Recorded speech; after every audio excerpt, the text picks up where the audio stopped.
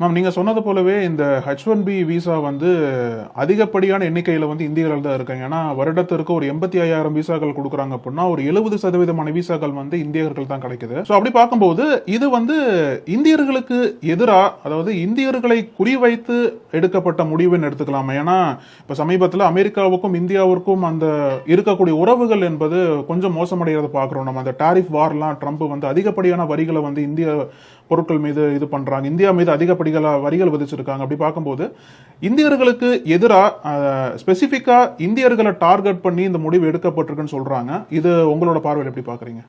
Target பண்ணி அப்படிங்கிற வார்த்தை வந்து எனக்கு ரொம்ப அதுல நான் அவ்வளவு தூரம் போகல. ஆனா நீங்க சொல்றது கரெக்ட்.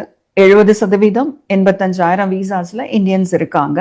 ஸோ அந்த H1B அப்படிங்கிற விசா மேல, நான் இமிகிரண்ட் விசா மேல இப்ப மாத்திரம் இல்ல, முன்னாடி டேர்ம்லயுமே நம்ம பிரசிடென்ட்டுக்கு வந்து ஒரு பெரிய ஒரு he's not aligning with the H1B அப்படிங்கிறது வந்து நிறைய இடங்கள்ல பிரஸ்ல பேசும்போதோ அது நிறைய வந்து இந்தியன்ஸ் தான் யூட்டிலைஸ் பண்றாங்கன்ற ஒரு வெறுப்பு இருக்குதுன்றது தான் எல்லாருக்கும் தெரிஞ்ச உண்மை.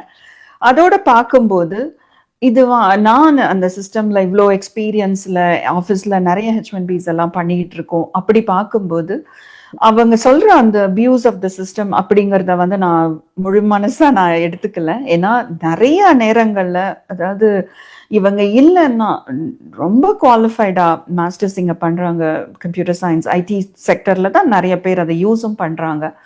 அது வந்து நான் அதுக்கு அதை என்னால மனசார ஒத்துக்க முடியாது. ஏன்னா அந்த சிஸ்டமோ இல்ல H1Bயோ இந்த நாட்டுக்கு நிறைய இடங்கள்ல they need the services of the H1B people. ஒரு ஸ்பெஷாலிட்டி ஆக்குபேஷன் கேட்டகரியில வருவாங்க. இருக்கு, கண்டிப்பா மிஸ்யூஸ் இருக்கு, எந்த சிஸ்டம்லயுமே அது இல்லாம இல்லை. அப்படி இருக்கும்போது இந்த சிஸ்டம்ல கண்டிப்பா நான் அதை என்னால முழு மனசா ஒத்துக்க முடியாது. டெஃபினட்டா there are so much of value they provide by being in a H1B. நம்ம திரும்ப இது வந்து அமெரிக்கன்ஸ் ரீப்ளேஸ் பண்ற ஒரு விசாவா இருக்கு அப்படிங்கறதெல்லாம் இல்லை.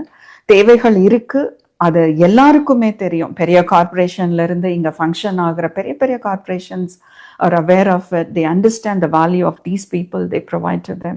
இதெல்லாம் வச்சு பார்க்கும்போது கண்டிப்பா அதை நான் ஒத்துக்க முடியாது.